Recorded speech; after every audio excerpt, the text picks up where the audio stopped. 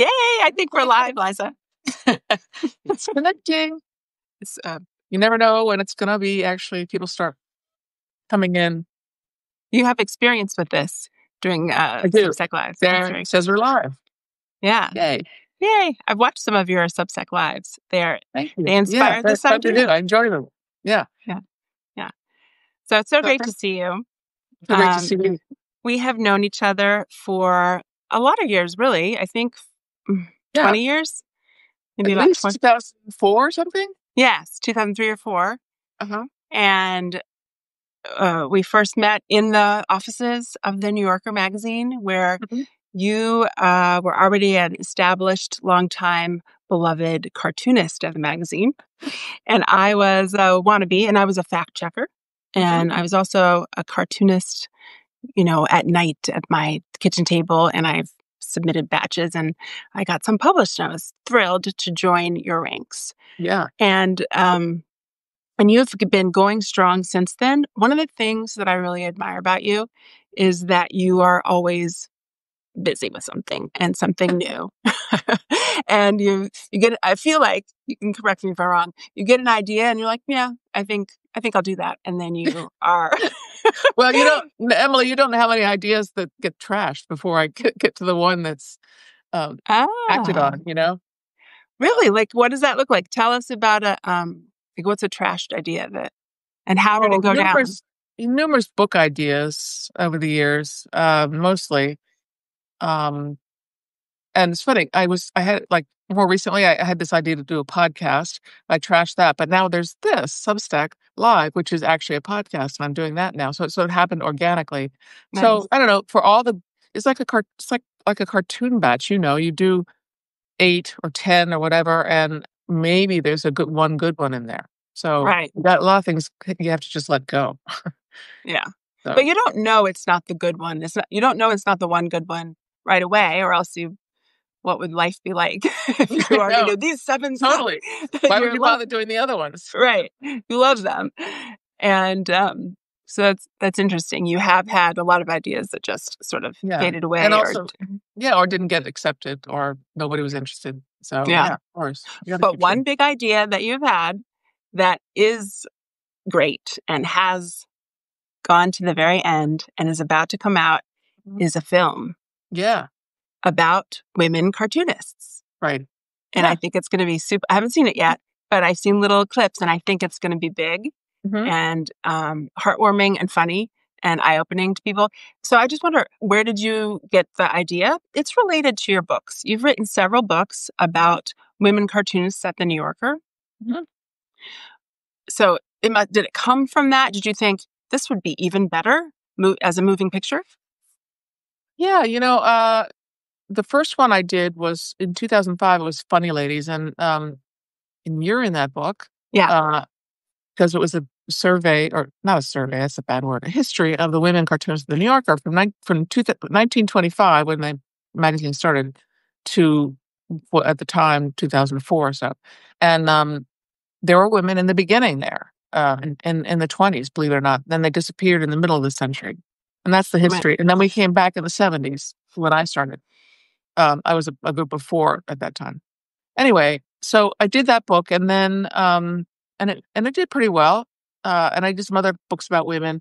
But then in 2017, Emily, my husband Michael Maslin, who's a cartoonist and historian of the magazine, he noticed, as he wanted to do, that in one issue there were more women cartoonists than men, and that was 2017. So I said, I gotta mark this. I gotta figure out, celebrate this, because that was the first ever. It's always been smaller numbers. Always been smaller numbers. Not now, but we were when you started too. So I did a second edition. The publisher said, yes, let's do it, and it has a new chapter about the new women, and a little bit more in history, and prefaced by Emma Allen, the cartoon editor, and David Remnick, the senior editor. That was exciting. Nice. So I did that book, and it came out in 2022, and that was great. And I thought, well, that's done. I don't need to do a book about that anymore, because we've sort of broken that little glass ceiling. Right. But I thought maybe a documentary came to mind. I love documentaries, and I just thought I want more people to know about these women because I just think because it's not just about women cartoonists. I mean, the bigger picture is it's about women's voices, speaking their minds and speaking drawing about their lives. It's Right. about now we have the ability and the freedom, more freedom to do that than we ever have. So that's something to celebrate. And it's also interesting to look at when were the times we didn't have that, and why that might be. And now women's rights are under attack again. So I just thought, why not try to do a documentary? And you're right, you're in it. I'm Thank in it. you. Yeah, You're in thank it, you. and it's actually I sit down. I decided I wanted to be a little less traditional than normal documentaries in that I sat down with a cartoonist across the table from me and we both drew and talked at the same time. So Yeah, it was a conversation. And then we all got together and did something similar at a round table at the Algonquin Hotel. And that that's was that's fancy. That was that's where you super came in. fun. Yeah. Yeah. Yeah. So I was excited to be part of that. Walked into the Algonquin Yeah. and was wearing this fuzzy sweater that I had all around Manhattan trying to find something to wear to your movie. And you And look I don't know. beautiful. You I look don't know why. beautiful. I arrived at the hottest sweater known to man. And so we're sitting around this big table. How many women? 10 women? There were 10 of us, I think. Yeah, 10 of us cartoonists. We Yeah. almost all of us had known each other before because we crossed paths. Mhm. I think 2 people I hadn't met before. Mhm. And we're at this big table. Was it a black tablecloth? I think it was a black tablecloth. I think it was. Because the table was dark because you had provided us each with a big thing of paper Yeah. and some pens. Some women brought Mhm. their own pens. And the idea was that we were going to talk about cartooning, about ourselves, about our lives, about the history of women cartooning at the New Yorker, just about all that stuff. Wherever we wanted to talk about jokes, what we thought was funny, the gossip about different cartoon editors. And while we were talking, like your earlier thing that you had done with one-on-one with cartoonists, we all were sort of doodling. Mhm. Some more assiduously than others. Some people more in good practice and Mhm. just creating beautiful masterpieces as we talked, and others like me a little rustier. Remembering what kind of noses I like to draw.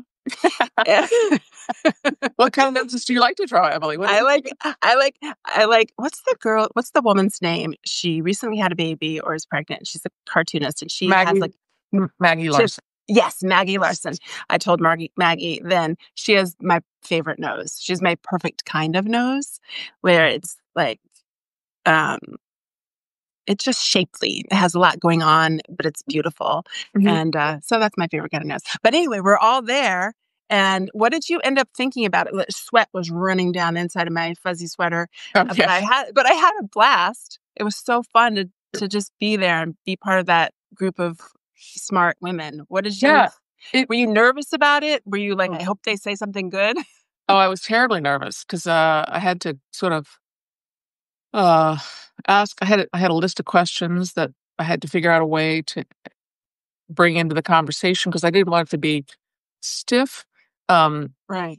so I think it went really well. I think you guys got what I was trying to do. We had a lot of laughs. Yeah. We laughed about silly stuff. Remember we laughed about pistachios and lemurs and so that was great. And all the while everybody's doodling and some, like you said, some people doodle more furiously than others, and some, I know, like Roz Chast, who was there, she puts her head down and barely looks up because she's just locked into that activity. And it's also Right. it's reassuring to many of us. It's like we know how Yeah. to do this. We don't necessarily know how to talk to other people. Right. But she so let's no. So So we it was a also got into some success. You were happy. yeah, and we also got Yeah. to some serious things too about Yes, true. finding our way in this world and finding our voice and Well, I saw you were pushing that a little bit. I could tell that was a little bit of your agenda. You wanted to talk about the real stuff. You wanted to yeah, talk about, yeah, us in the context of the history of women not really being part of this profession for a long time. And you yeah. wanted to talk about us as women in this particular moment in history. So you stuck to it, and you got some blank stares, but Well, That's That's some okay. good. Yeah. But that's what the Um, editors are for, right? There was a lot of editing happened well, after that. I cannot wait to see it. Can you tell us like when is it coming out and where can we So see it? it's coming out this fall. It's been accepted to 3 different festivals. I'm not allowed to say which Congratulations. ones. Thanks. Okay. 3 festivals in the New York region. Hmm. I will announce as soon as I am told I can do that. Um, yeah, so it's 3 festivals, and we applied to other festivals. It's going on the people don't know about this. I've just learned, in this past couple of years. I didn't know how to do this, but, Right. there are festival circuits, so you show the film in festivals, and, and then hopefully, you'll get a home for it, and in fact, we have a home for it eventually. The New Yorker is gonna publish it, which means they're Nice. sort of our distributor.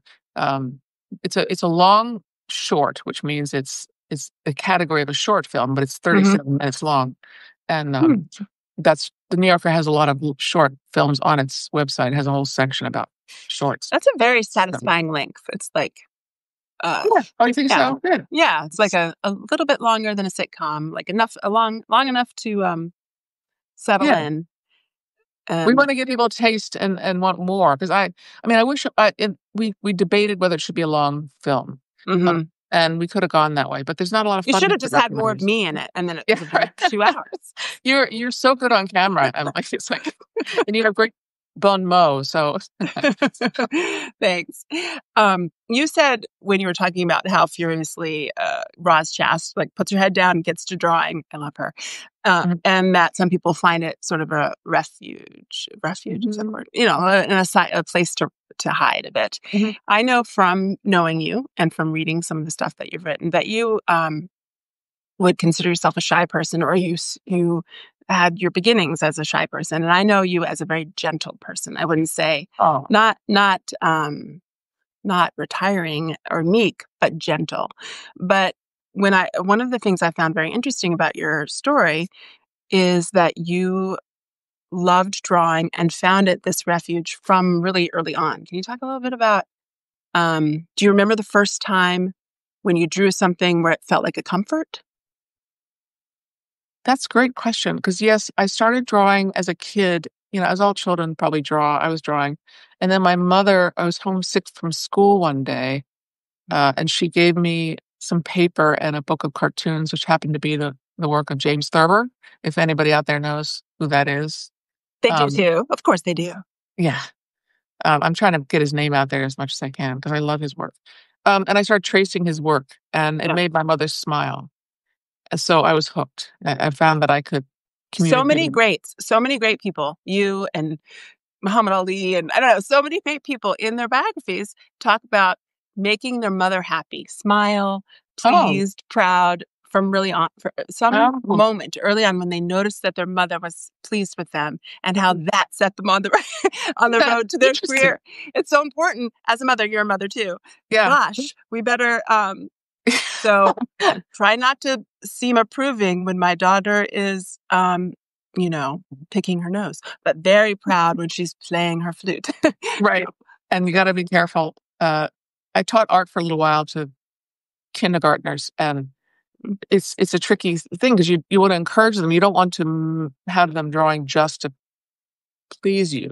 True, You yeah. want them to draw for themselves. So I don't know what my mother said or what she did, but it worked for me. But But you said what you loved about Thurber was that it was easy to trace his drawings because they are mhm, simple, mhm, and that you, even as a child, I guess you noticed that it's sort of his drawings were a little bit like a child's drawings, which mhm. was nice to you. And I think that your drawings are so much like his to this day. Oh, thank you. The simplicity of the line, the sweetness, and the funniness. You know, the like what is it? Like this is enough. What I've this circle, this little gesture. Less is more. Yeah, less is Less more. is more. Exactly. Yeah. The less Yeah. is more. But also that I appreciate your cartoons, especially when I look at the whole thing. So, it Oh, have you ever? I think of your cartoons a little bit like pattern.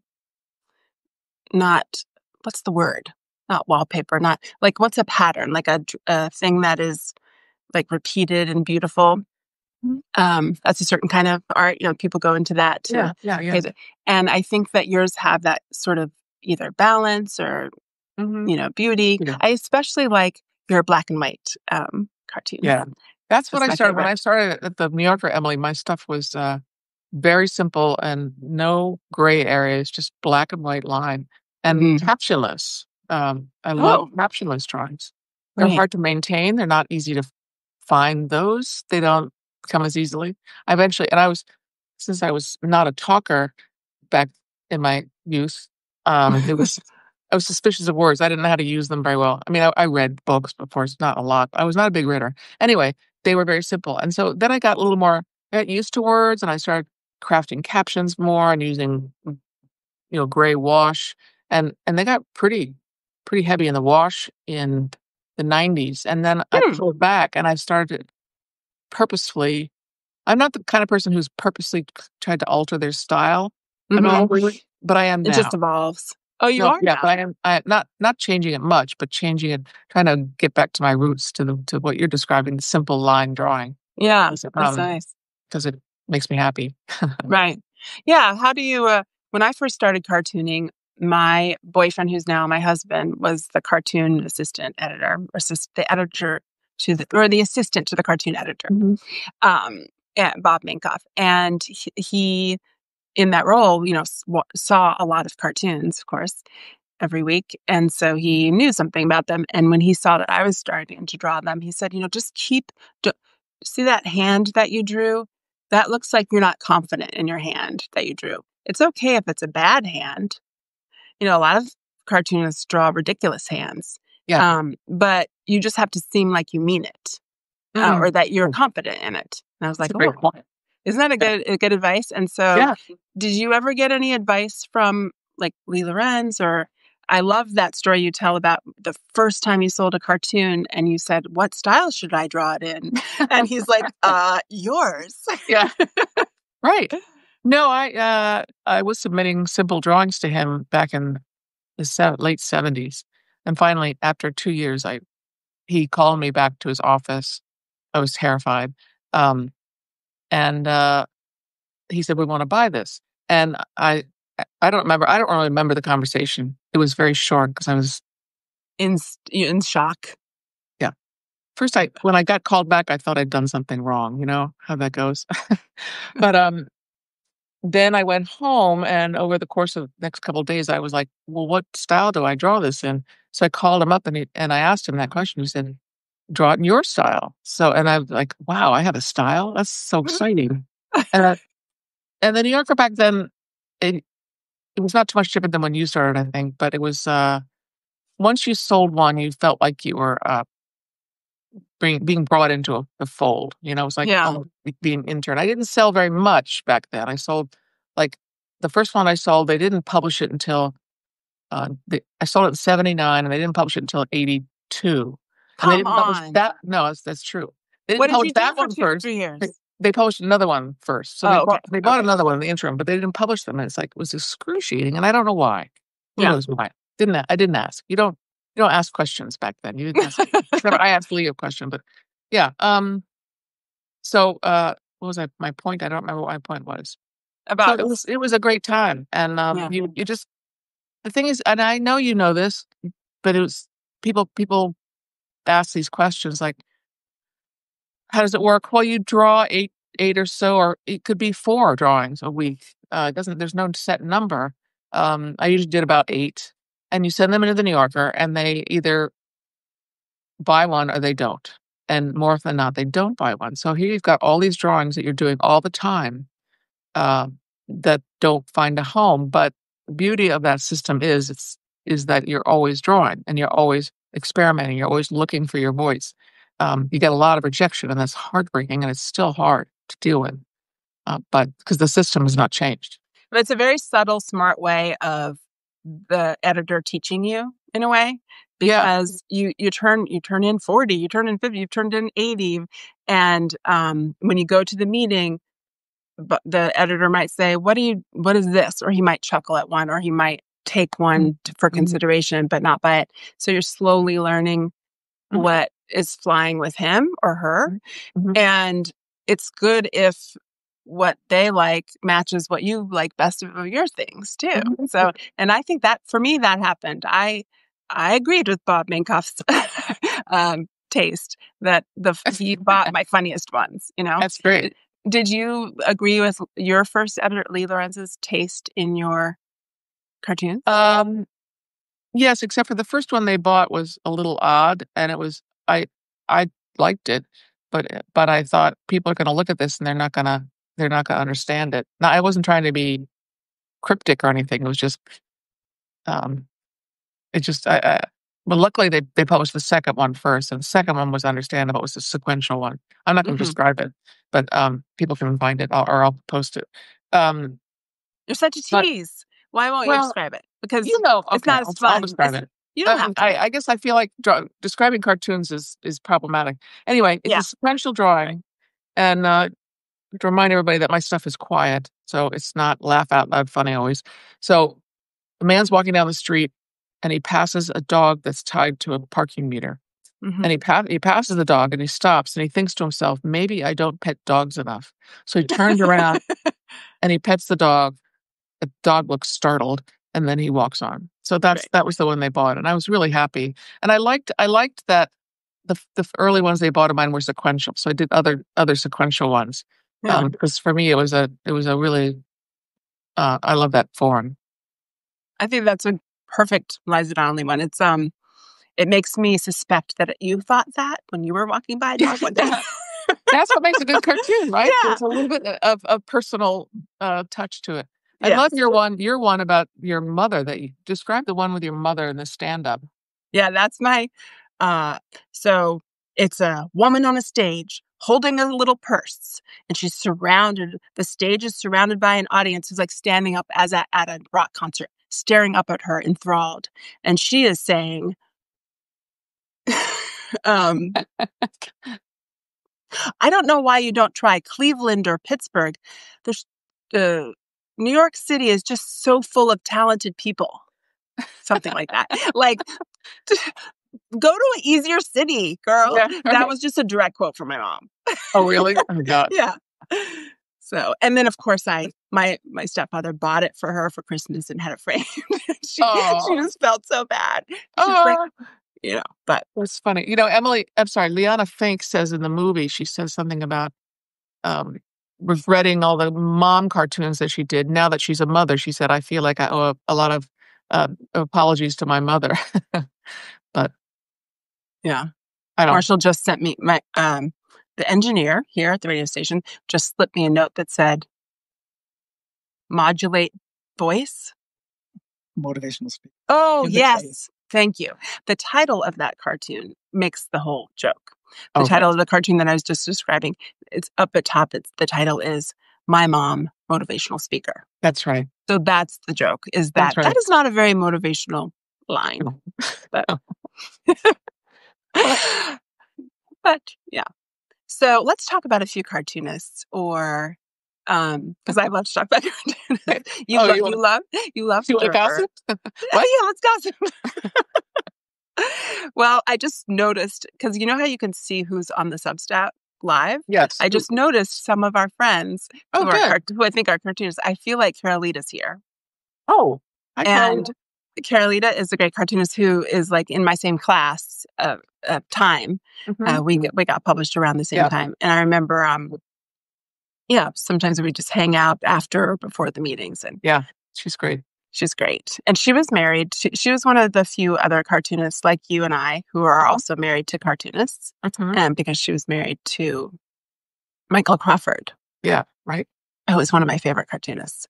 People remember he's the one who had um, that one where the lifeguard on the beach is looking out into the ocean, and the caption is something about like Mike Johnson, attorney at sea, because he doesn't want to come in. The lifeguard is telling him to come in. Yeah, Michael was very, unique. His stuff was very odd and off kilter a little bit, Yeah, but very funny. I don't mean to put him down. no, Yeah. and his memorial service. Did you go to his memorial service? I couldn't. I was out of town. Yeah. Ugh. It was good, wasn't It was really moving. It was really good. Seemed like everyone was there. That was Mhm. nice. and everyone told stories about him, and that he was like a sort of carefree man his whole life. So, did you have any big surprise or takeaway that you were not expecting? Because in this film, which is called, tell people what it's called. Called Women Talking. Women Laughing. Sorry. Women Laughing. Women Laughing. Something you weren't expecting.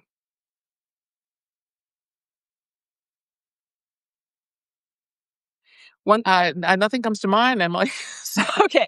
Well, one thing so I'll just say one thing. Good. You have something. I just learned at that round table. I didn't realize how what good friends Emily Flake and Roz Chast were. I think I knew that they had collaborated on things before, but it was sweet to see how much they liked each other. That was one thing. Yeah. And it was sweet to see Liana Fink, because the first time I hadn't seen her in person since your book party for the 2022 book, your second Funny Women book, which was held at the Society of Illustrators place. Where was that? Yes, you had an exhibit there or something, maybe. Right, there was an exhibit. And Liana Fink at that event, we had been on stage, all of us together, women, for a photo option, and she had turned to me and she said, "Who are you?" I said, "Well, I'm a cartoonist too." And she said, "Oh, maybe I don't know your stuff because it's been so long since you've been in the magazine." It's like, really? And I was like, "Yeah, probably."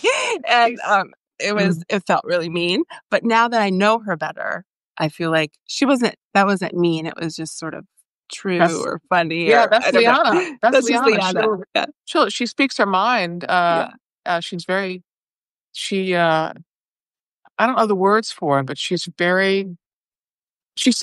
something interesting in the film about cartooning. She used to think that, oh God, I'm not going to get it right, so I'm not going to. But she talks about, she digs deep with the process and with her brain, and she's always investigating why she's doing what she's doing, and I think that's what's going on with her family. She's very open about her marriage. It's like, I would never draw some of the things that she's drawn, not for any per se, but she has this amazing Instagram page where she's really opened up about her personal life in a way. Everyone should follow that. Yeah. And that's what Liana Fink. Yeah. And she also has a Substack newsletter that you can subscribe to. Yeah. I like that kind of, just like you thought, I don't pet enough dogs that one time, and you turned it into a cartoon, and I turned my mother's motivational speech into a cartoon. Liana is turning in her brain and her life into cartoons. And isn't that the best? It is.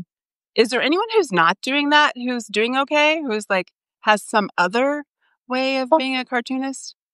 People do it in different ways. I think there's some people who are very open about personal things, like Emily Flake does cartoons and sometimes graphic narratives for the New Yorker that are alarmingly personal about menopause or motherhood. So she is hilarious. She's so funny. She just stand up. Emily Flake too. She's just very funny. She wrote that piece about my octopus girlfriend. What was it? Remember?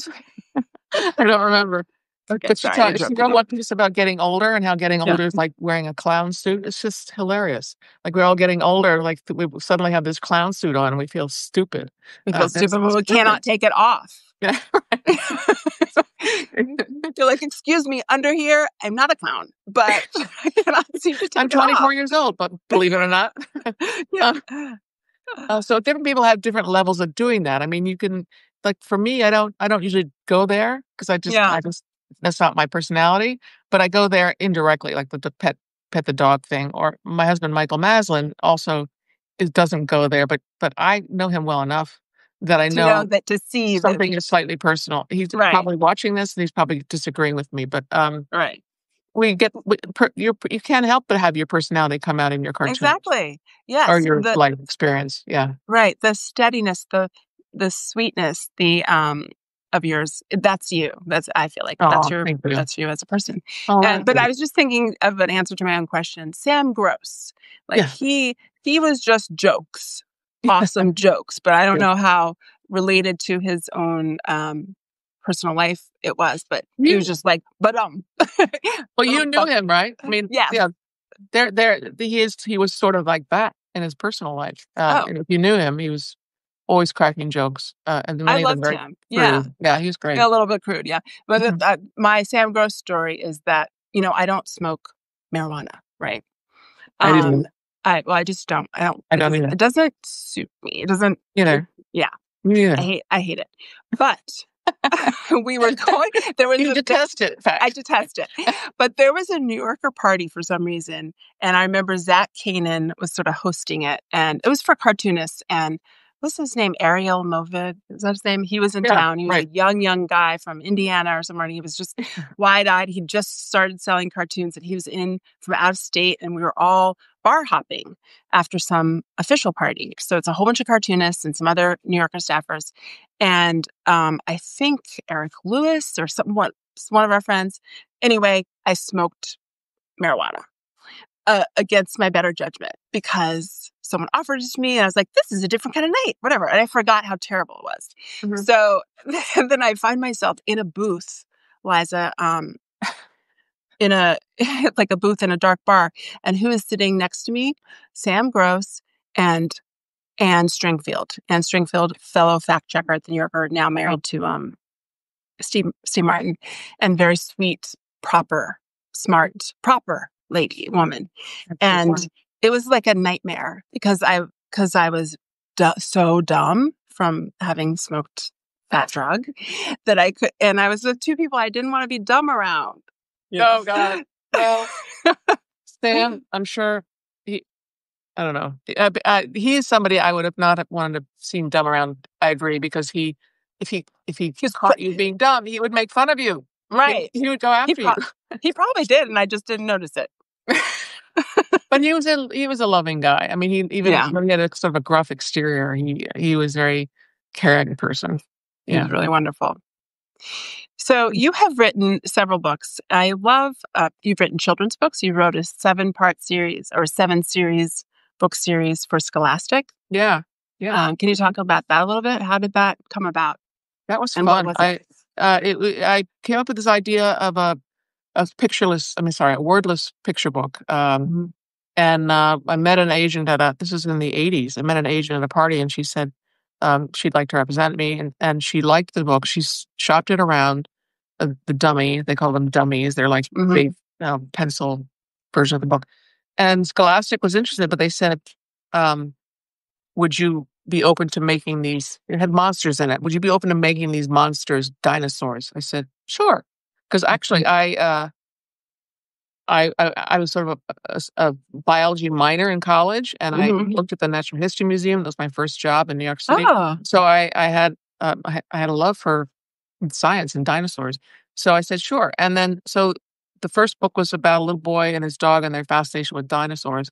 And it was very successful in the book clubs mostly. And then we did 6 more of those with the same characters, different stories each time.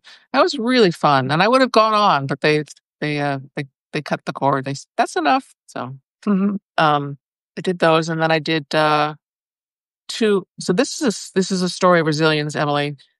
After those books were finished, I kept trying to get other ones sold, and I did at least 2 more dummies of different ideas, different story ideas. And I didn't have that same agent anymore. She retired, and so I used somebody else. Rejection. So I put them away, and then in the early, mid 2010 or so, I got an email from an editor who knew of my work at Scholastic. She was at Holiday House, which is another publisher. You interested in doing more children's books? I said, you bet. And I took her down those 2 dummies that had been rejected, and she bought them both. So, was one of them Hippo in your yard? Yeah, Hippo in Your Yard, and love that one. The Rainbow Book. So there's this is story of don't bring things back out. Yeah. Don't assume it's dead in the water because somebody else might want it, at another time. I have a dead book that is Smarty Pants Dictionary, and it was just like the good words in the dictionary, the really, really hard words that no one knows, but which are delicious, like what they mean. But illustrated, but words that are either archaic but still should be used, or just very, $20 nice. words.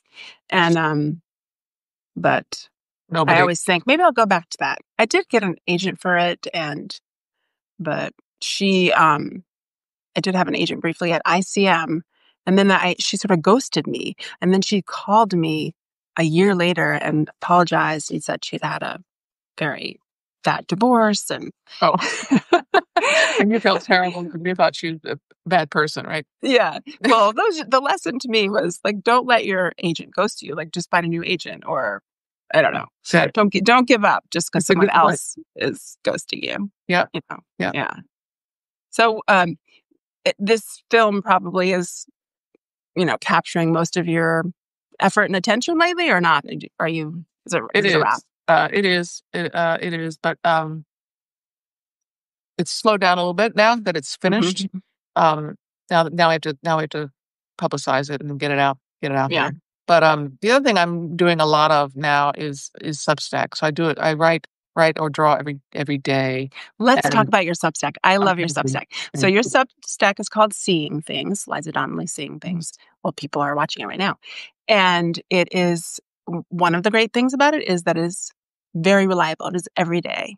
Mhm. So, and it's a little bit of sometimes a companion to Heather Cox Bissonson, who's a friend of yours, who writes Letter from America, in that you are plugged into the outrage of the day, whatever thing is the top of the news for you, Yeah. or Yeah. for the world. Often not good news. And Yeah. you'll mention it. You might you might share a cartoon that is directly related to it, or that's a little bit of an antidote to it. Like, let's take a break and rest. How what was your original idea for your Substack, and how has it evolved? Because it has changed. Yeah, the original idea was to share drawings and writing, because I do write essays, Yes. often about politics, culture. Um, uh, why am I stuttering? I don't know. And I decided to do it every day because I actually was inspired by Heather Cox Richardson, who does it every day, because Yeah. I feel like it helps build community. Because Substack is all about community. Really. I'm going to be really loud out there. Sorry. Are you in the city? I am in the city. Yep. Nice. And so it was a combination of politics and New Yorker cartoons that I got rejected or that were published before, and also non-published cartoons, and also political cartoons, because I've been doing something like similar for Medium, which is another platform that's quite nice, but not as lucrative, frankly, as Substack for me. And then with the election, it's a place for me to do political cartoons that I can get really loud, and if I want, or very kind of, I'm never really crude in any way. That's just not my personality, but I can speak my mind. I've done cartoons about, abuse and rape and women's rights, and a lot about Trump. And so it's a place to express myself. And then, and now, since Trump was elected the second time, I've come to realize that what I do on my site is almost like a little curation almost every day. I publish every day, but not every day is politics, because I feel people need a break. Sometimes I need a break. But I will just say, like, this is what I saw in the news today that I think you might want to pay attention to, and I'll write about it. And people have told me that they like that because they either don't want to read the news every day, or they don't have time to. So if they say, I get my news from you, and it's like, whoa. And I'm very careful to source. I source everything. I'm not. I give my opinion sometimes, but it's always, I saw this on Politico or the New York Times or, the Guardian. What a lovely way to get your news, just through Liza Donnelly. Yeah, well, you would really avoid a lot of bad feeling and a lot of unnecessary, or just yeah. And I'm short, Emily. I'm quick. I'm not like, I don't pontificate. And I think people don't have time for that, really. Yeah. I mean, you do not pontificate. You just say, this is what I think. This is what I noticed. And, it's very straightforward and honest. I love that. Well, so, right. Thank you. It's a fun. How many subscribers do you have? Or is that a question people are allowed to ask? Sure. I have like 123,000 subscribers. Come on. And That's then a lot. like over 1,000 paid subscribers. I also do videos, Emily, with people like you. Yeah. I did a live with E. Jean Carroll, which was amazing. I watched that. She's amazing. Yeah, lives with Heather Cox Richardson. We're doing a regular feature where we talk about a certain historical moment in the past in this country, and I draw as she gives the history. So we've done 2 of those so far. We're going to keep doing them because are you planning ahead what you're going to draw? Does she give you a heads up? This is going to be about this, and then you think about what the drawing is going to be? Yeah. Yes. Yeah. Okay, good. Yeah, it's not live. It's not a live thing. Right. It's a very short 3 minutes taped thing. Like we just did the history of when Ford pardoned Nixon because it's a very timely topic. And before that, we did the Voting Rights Act. So I've suggested things to her. She suggests things. So she's. Are you friends? Are you personal friends? We're getting there. I just met her a couple of years ago. Or when you know what I did, Emily, is I read her Substack and I was loving it. I wrote her. I guess I don't know how I got her email. Maybe you just write it through Substack. But I wrote her and said, "Would you ever consider using drawings in your Substack?"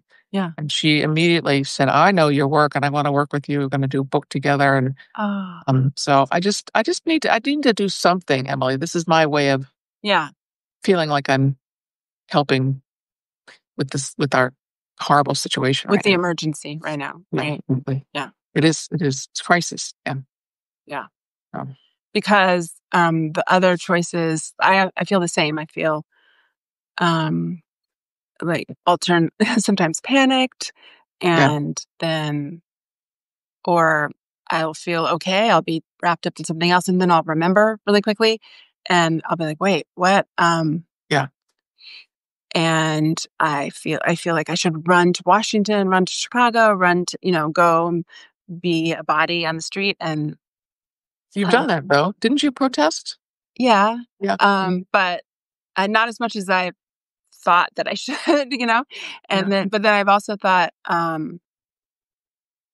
is there something different I could do based on, having an audience or liking to write, or just so the same thing as you, like thinking about what you are good at or who's listening to you and trying to have an impact that way. Yeah. I've heard other people say that don't think that you have to have a huge impact, that every small thing helps. Yeah. Heather Cox Richardson has given that kind of reassurance sometimes, and that's sweet to hear especially from her. I wanted to talk to you about a little bit more about your childhood. I noticed that we have one thing in common, which is being Quakers. I didn't grow up as a Quaker, but my grandparents on my dad's side were Quakers. And then I went to a Quaker boarding school for 9th grade. Did I know that? That's fantastic. I don't think I knew that. Well, I didn't know that before I was doing a little homework. I didn't know that you had grown up Quaker. How did that, how much of your identity do you think that is? Actually, a lot. I'm not a religious person. I don't now I don't go to Quaker meeting at all. I'm still a member of our meeting, but it's informed me big time because and I don't talk about it much. I'm happy to talk about it, but I don't think it's important for people to hear. Maybe it is. I don't know. But my mother was a Quaker. My father he called himself a fellow traveler. He was not a joiner, but he came from Quaker background. So we have a lot of Quakers in our family. And I'm just so inspired by what Quakers have done, considering how few there have been over time. They're just that's right. There aren't tons of Quakers. Yeah, and I went to Quaker high school too. Oh, you did? Which one? Sidwell Friends School in Washington. Oh, yeah. Which one did you go to? Where were you? Westtown in Pennsylvania. Westtown, Pennsylvania. Yeah. Didn't Chelsea Clinton go to Sidwell Friends? She did, and the Obama girls did too. Oh, cool. And when I was there, they were Watergate kids there. Like they were younger than me, but Haldeman's son and Ehrlichman's son and other people in politics were there. But interesting. Was that a conversation? Or I graduated the year it was starting to happen. So I wasn't a part of any of that talk, although it certainly impacted my life. I think it maybe the whole the whole Watergate time period, growing up in Washington, D.C., it made me, and I was already drawing, and I really wanted to do something with my drawings. I Mhm. wanted to be a political cartoonist, but I looked at the political cartoons I saw, and I thought, well, I don't think I can be that opinionated, which I now believe is a gendered thinking on my part. Like, I'm just a girl, what do I know kind of thinking. Um, but then I looked at the New Yorker because my parents got it, and I first I thought it was a stodgy magazine, but then I looked more closely in late high school, and I saw that there were politically, uh, leaning cartoons in there, cultural commentary, and I thought, Mhm. okay, I'm gonna set my sights on that. And So, maybe it appealed to you how sort of subtle it was, or yeah, yeah, subtle, yeah. and so wanting to do something with my abilities comes from Quaker. I was always taught, um, even though my father was a doctor, my mother was a homemaker, they were not like activists or anything, but Mhm. there was this activism in the Quaker world that infected me, I think, in some ways. Like, I gotta do something. I'm supposed to be doing something to help the world. I'm supposed to be helping people. I'm supposed to be doing, whatever. Yeah. And And this is what I knew how to do. you graduated from high school in 73. 73. 73. Uh-huh. Okay, great. And do you have any siblings? I have a sister. Mhm. Um, She lives in Washington State. I have 2 Mhm. stepsisters, so Ah, because girls. your parents did get divorced, when you were a Yeah, teen. Mhm. yeah, when I was in college. Oh, yeah, college. Mhm. So, And I know that, drawing is a big part of your identity, obviously, because 'cause you've been doing it mhm. for so long and it's your profession. When you, go home or when you're with your stepsisters or your sister or, with your cousins, is this something that comes up where people are asking you to draw for them, or are people commenting on things that they've seen you do? Or what's Not sort of not really. My stepmother's still alive. She's 91. I just visited her in California. Uh, she pays attention to my Substack, and she's very encouraging. She was an inspiration to me. I didn't grow up with her, but she was a professional doctor, psychiatrist, and neurologist at a Oh, time in wow. the '50s and '60s when there weren't that many women doing it. So she Right. was always a role model for me as a professional person. Um, but she encourages me with my Substack. But, when you go home to your family, I don't know if it's true with you. It's like you're just mom, or you're just like a cousin, or you're just like sister. That people don't necessarily want to talk about your work. Yeah. Yeah. So, I guess that's not. fine. That's Maybe it depends on what you do. Yeah. Okay, so I wanna get to a little hypothetical. So Oh, we Emma, you're an frozen. editor. Oh, Can you say sorry. that again? Say it again. And I was just talking about the current cartoon editor at the place where you publish a lot of your cartoons, which is the New Yorker magazine, and she has her own vision. She's brought a lot. Brought a lot of diversity, many more women cartoonists on. She has maybe brought more sort of absurdity in some of the humor. I don't know. You could spend a lot of time dissecting what her style is or what her vision is. But what about you? Let's say you were named of the New Yorker or some other magazine, and it was your job to choose cartoons from all over the country, people all over the country, or maybe all over the world. What would you have some rules? Would you have a thing you were going for in particular? Is there a direction you'd like to see cartoons go into? That's such a great question. Nobody's asked me that before. That's Yes. okay. So, what would I do? Not no rules. I mean, um, no rules. Oh, you would But have no rules. Okay. no rules. Mm. Just submit if you want to submit. And it doesn't have to be as many as you want. But you have to submit consistently, I think, in order so I can see that you're serious. Right. Um, um, my personal taste, and I've been through 3 cartoon editors, so they all have their own personal taste, I think. And it's hard to pinpoint what that is with the 3 different people. Yeah. So I can't really tell you, but I know that, like, William Shawn, he was not the cartoon editor, but he was the senior editor when I started. And he really liked captionless cartoons. He liked sequential cartoons. I like those too. So Yeah. that's what I would look for. Simplicity. Not everybody. Everybody's Classy. Yeah.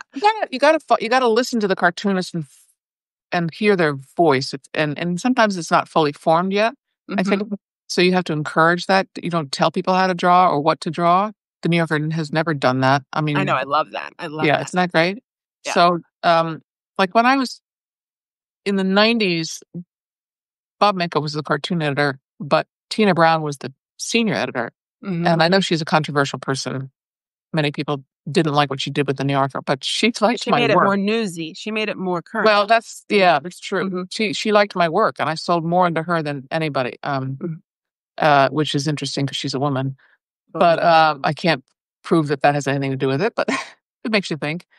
But she encouraged this voice in me, not by telling me to do this, but by what she bought. And I look back on it, I see it now. A voice of a snarky woman, who started making sarcastic comments or teasing men. And I think it was a beginning of my drawing more about feminism. Gender. I mean, I was always a feminist, but I didn't really think of putting it in my cartoons until probably around that in the 90s and into the aughts.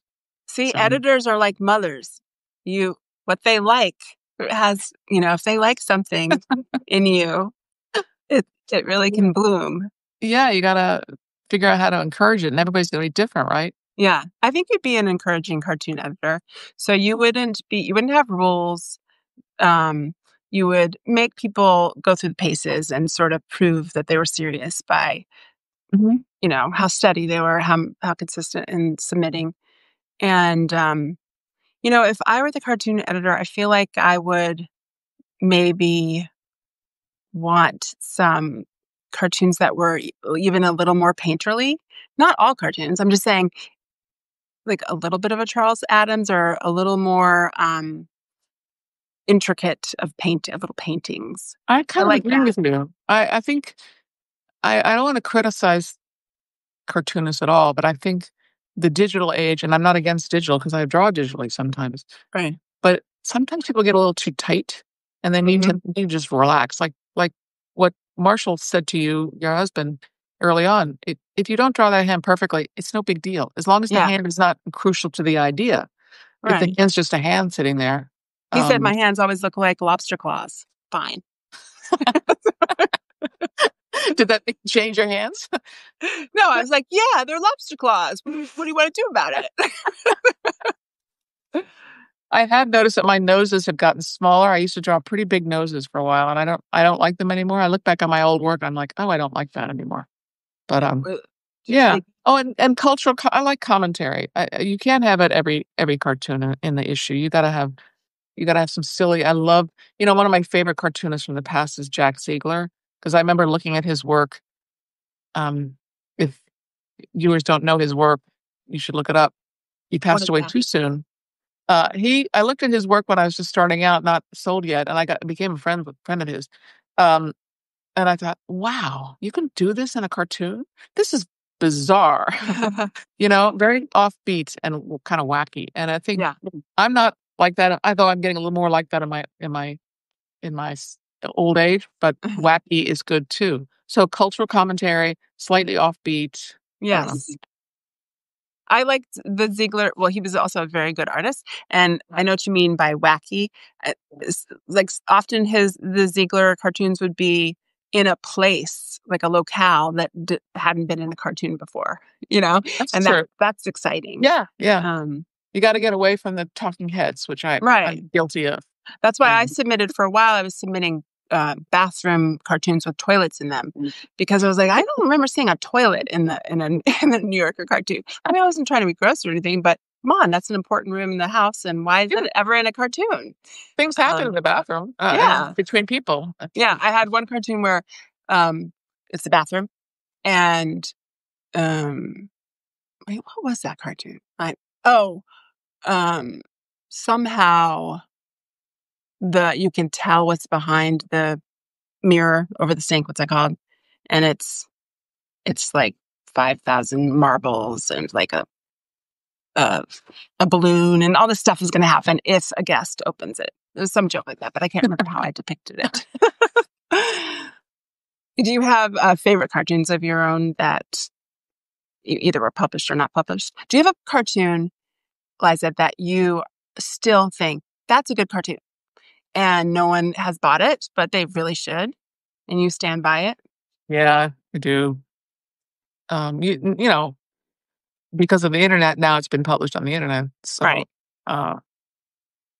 there's one cartoon. Oh, I don't know. It's not my favorite cartoon, but it's one of my favorites, and I've used it recently. And it's serious. I have a predisposition. I'm predisposed to be serious, which is not a good quality in a cartoonist. But We have that in um, common. huh? I think we really do have that in common. Yes. Maybe we do. Yeah, and I Yeah. think but people expect cartoonists to be funny when you meet them. Yeah. And we're not necessarily. Some of us are. Like Emily Flake is funny. She's funny, but she's Uh, dry funny, but she's very mhm, funny. mhm. And Roz is very funny too. She's hilarious. She was cracking everyone up at your round table Yes. part of the film. But she wasn't always that way. When I first met her, right? We sold around the same time. She sold in 78, and I sold in 79. I met her around the same time. That time, she was talk about quiet and retiring, and I would say shy. Yeah. She's really, in terms of that, she's really come out of her shell, and she's like a stand-up comedian when she gives She is talk. like a stand-up comedian. I bet she always was in her head. And little Yeah. did you know the funny things she was saying Yeah. in her head. Yeah. Right. But so you were talking about a cartoon. Oh, that you did. it was a cartoon that I did back maybe 8 years ago when the phrase war on women was in the news. So I do that sometimes. They'll take a phrase that's being used in the news and put it in a cartoon. So I did a drawing of a little girl asking her mother, which is something I do a lot of. Yeah. Children speaking. What did you do in the war on women? Oh, yes. So I sent that in to Bob Menkoff, and he didn't buy it. And so I submitted it several times. Yeah. Viewers should know that you can resubmit things, and sometimes they sell. And then finally, I gave up. So I put it on the internet. I sold it to Women's E News or something. I forget. And it's been all over the internet. So then, like a couple of years later, I thought, well, I'm going to redo it and have it. Daddy, what did you do in the war on women? I wasn't trying to get away with something, but I just thought it was a significantly different idea. So I sent it into to the editor, and they said, we'd like to buy this. I said, okay, great. And then the fact checkers looked online, and they saw the other one with the mother. Said, this is too close. Yeah, too close. Yeah, yeah. I used to be a fact checker, and I do remember sometimes checking the cartoons, but usually that was Austin Kelly's job. Austin Kelly was a fact checker when I was a fact checker. He's out with a new book. I don't know if you remember Austin, but he has a book called The Fact Checker. It's a novel. Oh. It's a good novel. It's funny. It's like a madcap. It sort of reminds you of a movie from the 30s or something. Is it set in the New Yorker? Is it a fictional New Yorker? Yeah, it's a fictional New Yorker. No, is it even called the New Yorker? I don't even think it's... They probably can't do that. Maybe not, but it's, recognizable people that, it's characters, it's people that I know are real people. And it's funny, but it's set in the time that he was at the New Yorker, around those same years, the early 2000s, I believe. Are there cartoonists in the book? Do you know? Yes. So you have to read. Everyone has to go out and buy that. I'll go get that. Yeah. Oh, who else can we plug? I feel like that's a good book to read. And people need to go see your movie and subscribe to your Substack. And I'm so grateful that you agreed to join me and talk. It was super fun. I loved seeing you again when you came down for the film. We don't see each other often enough. Yeah, because I don't live in the city anymore, but our daughter just went to college. Today's her 18th birthday. Oh, happy birthday. Yeah. So, and she's in college in Canada. And so I feel like we're coming to this other part of life where we could move back to the city if we wanted to, maybe. Are you there? But I didn't think you were in the city. Part-time. So, it would be fun to go out to lunch with you regularly. That'd be great. Yeah, it was so fun. Yeah. So now maybe, who knows? Yeah. Your daughters are a little older than mine. Yeah, they're done with college. And one of them lives in the city right near my apartment. Oh, that's sweet. I know. It's great. Does she like you? Does she speak to you?